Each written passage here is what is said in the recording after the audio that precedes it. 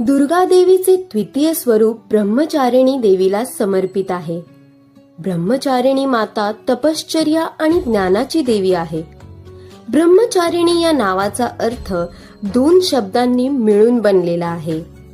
ब्रह्म म्हणजे तपश्चर्या आणि चारिणी म्हणजे आचरण करणारी. ब्रह्मचारिणी देवीचे महत्व हे तपश्चर्या, धैर्य, उत्साह, ज्ञान आणि संयम प्राप्त करून देते.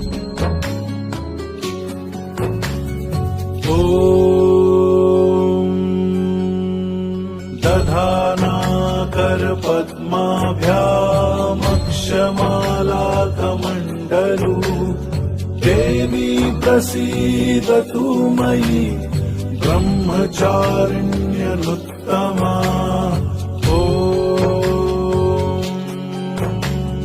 दधानाकर पद्माभ्यामक्षमालाकमण्डलू देवी प्रसीदतु मयि ब्रह्मचारिण्यनुत्तमा.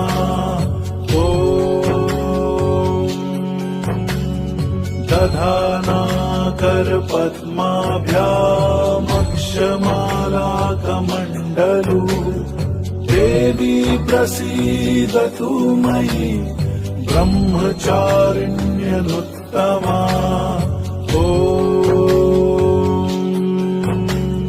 दधानाकर पद्माभ्यामक्षमालाकमण्डलू देवी प्रसीदतु मयि ब्रह्मचारिण्यनुत्तमा.